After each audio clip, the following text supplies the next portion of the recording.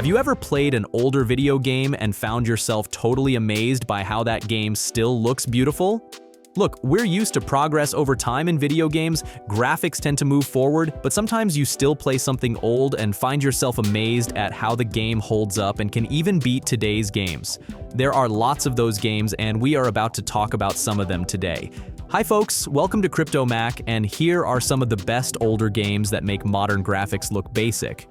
Okay, so first up, Assassin's Creed Origins is basically the moment where the franchise finally decided to stop playing it safe and just, it felt expensive again. The recreation of ancient Egypt is just, it's staggering how grounded it feels, especially when you're standing in a desert and that heat haze starts warping the horizon.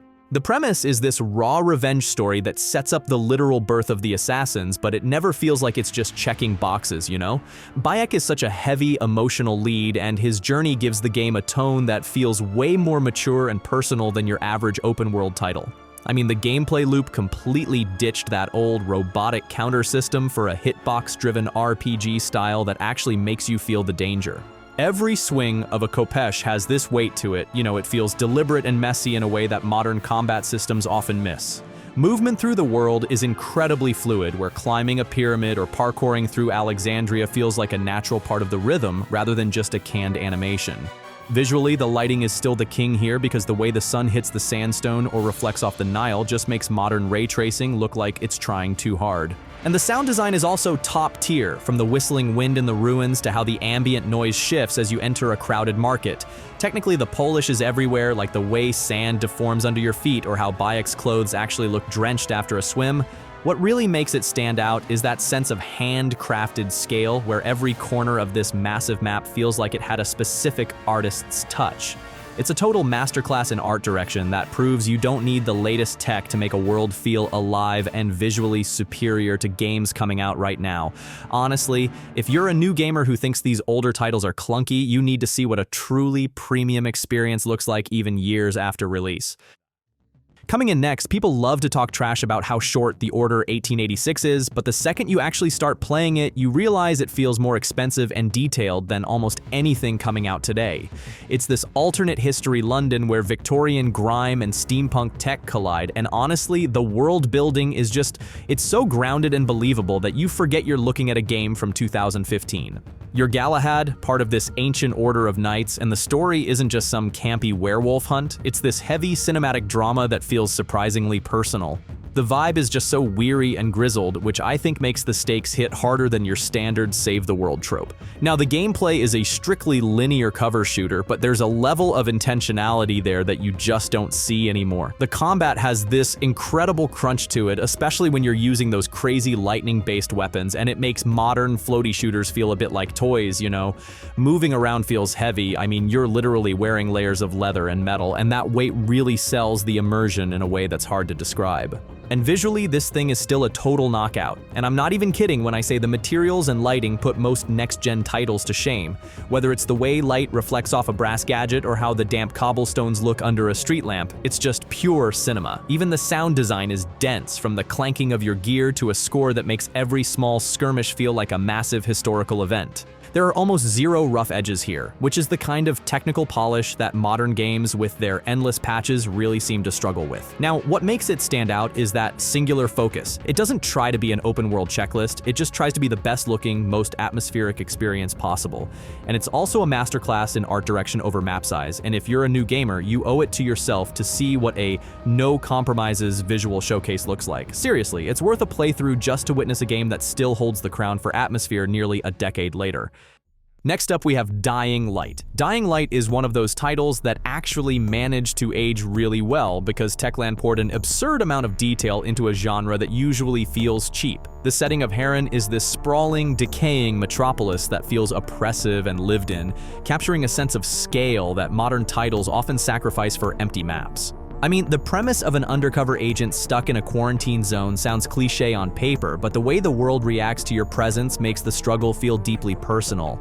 Kyle Crane isn't some invincible superhero, he's a guy trying to survive a situation that feels increasingly hopeless as the sun starts to set and the tone shifts toward pure horror. The atmosphere changes the second those volatiles start hunting you. It turns a tense scavenger hunt into a full-blown nightmare that modern horror games struggle to replicate. Everything in the gameplay loop revolves around this perfect marriage of parkour and desperate melee combat that carries more weight than most $70 releases hitting the shelves today. When you hit a zombie with a wrench, the way the bone-crunching physics react feels incredibly solid and impactful rather than floaty. Now, the movement is where the game truly beats the competition, as you're vaulting over fences and sliding under pipes with a rhythm that feels completely natural. Plus, with the art direction that leans into this gritty, dusty aesthetic, it just makes the lighting look spectacular, especially when the golden hour hits the crumbling buildings. I mean, the shadows alone create this level of depth that makes modern ultra settings look a bit flat and clinical by comparison. Sound design is another heavy hitter, with the synth-heavy soundtrack and those terrifying screeches in the distance keeping your heart rate up throughout the night.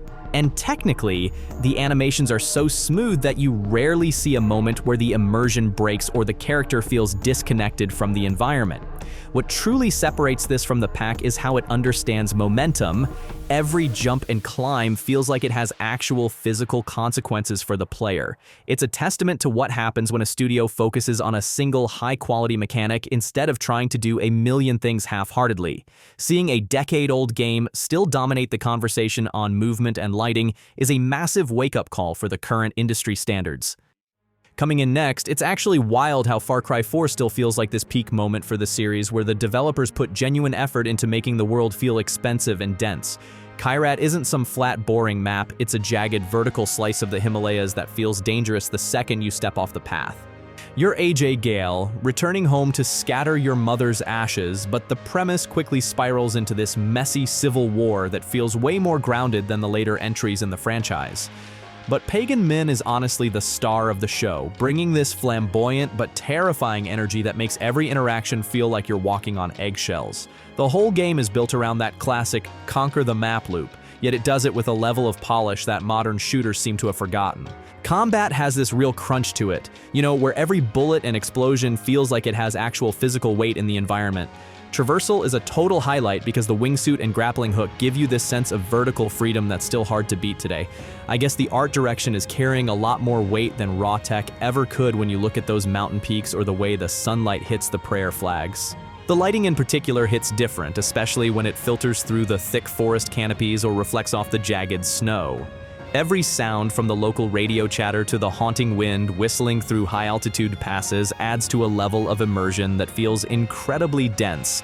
Everything feels finished and stable, which is a massive contrast to the buggy, unfinished messes we've been seeing lately. What makes it stand out is how the ecosystem feels alive. Animals don't behave like robots, they're unpredictable and genuinely scary to encounter. It proves that when you nail the atmosphere and the lighting, a game from 2014 can easily put a 2026 title to shame. Kyrat is a place you want to explore, not because a map told you to, but because it is genuinely, breathtakingly beautiful. This experience stays with you because it perfectly balances total chaos with a sense of place that feels ancient and real. Next on the list, we have Quantum Break. Look, Quantum Break is basically a massive tech flex from 2016 that we probably didn't even deserve at the time. You're dropped into Riverport, a city where time is essentially shredding itself and the world feels more expensive than most modern blockbusters combined. You play as Jack Joyce, trying to stop a total chronological collapse, but the weird part is how the story branches into a literal live-action TV show. To be honest, seeing actual actors like Shawn Ashmore translated into these hyper-detailed models makes the emotional stakes feel incredibly real. The gameplay identity is this high-speed tactical puzzle. Actually, it's more like a chaotic dance where you're constantly warping reality to survive. I mean, freezing a group of enemies in a time bubble and then unloading a clip feels so much more tactile than your average shooter. There's a specific weight to the movement, especially when you're dashing through a stutter where the physics engine is doing some truly wild things. Visually, the lighting and particle effects are still light years ahead of the washed-out graphics we often see in 2026. The art direction leans into this glitchy, fractured beauty that makes even a simple office building look like a masterpiece of digital destruction. Even the audio contributes to the dread, with these deep, distorted thrums that make it sound like the universe is physically breaking. Everything from the facial mocap to the way glass shatters is polished to a degree that makes recent releases look like budget indie projects. What really separates it from the pack is that relentless ambition to merge two different mediums into one seamless, high-fidelity experience. It serves as a reminder that a strong, singular vision for technology can stay impressive for a decade. Next up, it's Batman Arkham Knight. Look, seeing Arkham Knight in action nearly a decade later is actually pretty embarrassing for a lot of current-gen developers. You know, Gotham City is this rain-drenched, neon noir masterpiece that feels way more tactile than any metaverse or procedurally generated map I've seen lately. The premise hits like a freight train, dropping you into Batman's absolute worst nightmare as Scarecrow turns the entire city into a fear gas playground. There's a psychological weight to the characters. You know, where Bruce is fighting his own mind as much as he's fighting the Arkham Knight.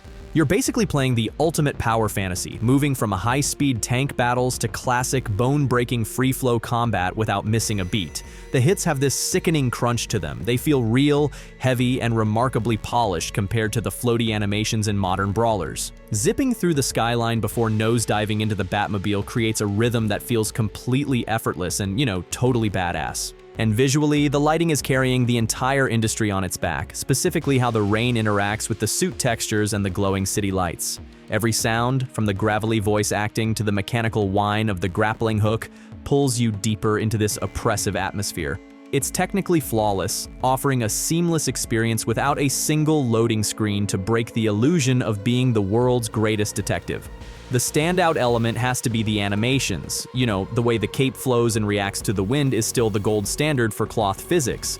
Rocksteady clearly poured their souls into every corner of this game, and the result is a visual powerhouse that refuses to age.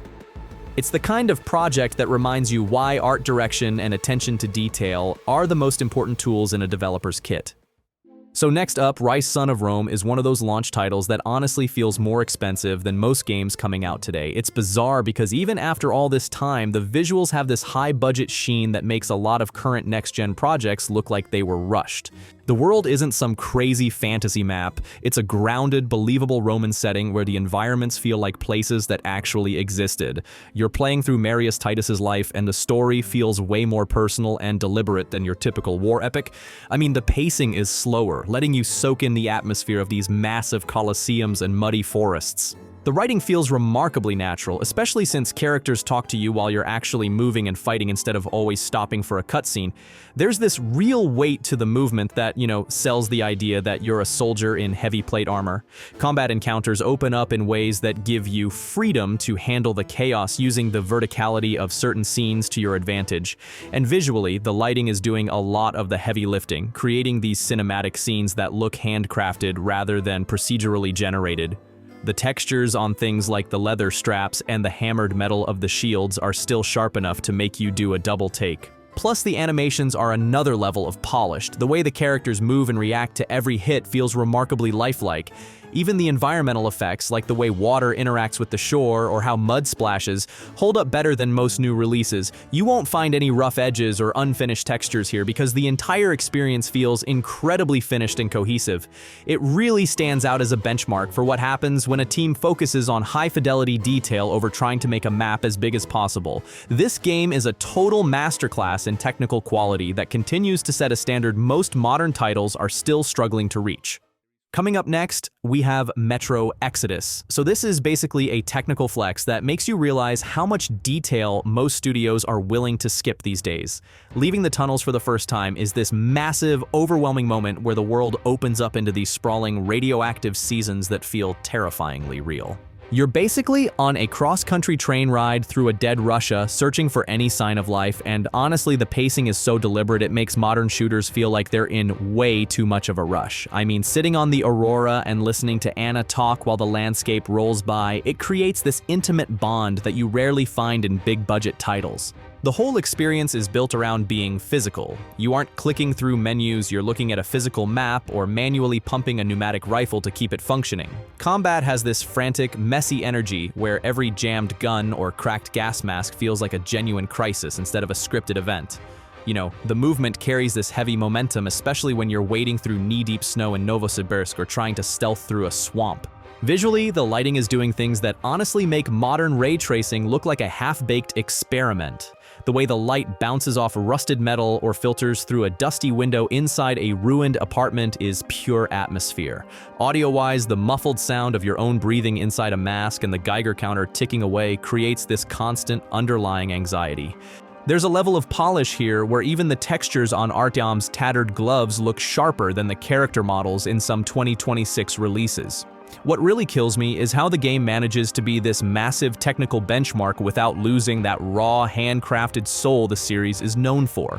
It's a masterclass in immersion because it trusts the player to exist in the world rather than simply following a marker on a compass. You'll find yourself stopping to stare at the lighting on a frozen river and realize that most next-gen titles are still playing catch-up to this. It's one of those rare games that leaves a permanent mark on your brain because the attention to detail is borderline obsessive. Next on the list is Killzone Shadowfall. It's a bit of a reality check to realize Killzone Shadowfall was a launch title back in 2013 because the sheer premium feel of its visuals still manages to dunk on games coming out right now. The world is built around this massive, terrifying wall that splits the planet of Vecta in two, pitting a gleaming high-tech utopia against the brutal industrial decay of the Helghast slums. You're playing as Lucas Kellen, a shadow marshal caught in a Cold War that feels way more tense and politically messy than the typical good guys versus aliens setup. The whole experience has this weary, paranoid tone where you never quite feel like you're on the right side of history, which honestly makes the stakes feel much heavier. I mean, the gameplay is centered on the Owl, this versatile drone that lets you approach combat like a tactical puzzle rather than just mindlessly holding down the trigger. And the shootouts are surprisingly open, giving you the freedom to zipline across rooftops or hack turrets to create your own advantages in these huge vertical spaces. You know, the movement has that classic Killzone heft. It's deliberate and physical, making you feel the weight of your gear as you vault over barriers. Looking at the screen, the lighting is still a total knockout, with these aggressive lens flares and reflections on rain-slicked metal that look better than modern ray tracing attempts. The sound design pulls you right in, from the industrial hum of the city to the mechanical, intimidating growl of Helghast technology. The level of finish is just staggering, with high-resolution textures on everything from your suit to the smallest gadget that don't blur out when you get close. What really separates this from the pack is its unapologetic art direction, blending clean sci-fi with gritty urban rot in a way that feels totally cohesive. It serves as this permanent benchmark for what next gen was supposed to look like, and it's wild that we're still trying to catch up to its level of detail. It's the kind of experience that proves a strong, high-fidelity vision can keep a game looking futuristic for over a decade. Next up, Uncharted 4 is basically the industry's way of showing off what happens when a studio has an unlimited budget and the actual talent to back it up.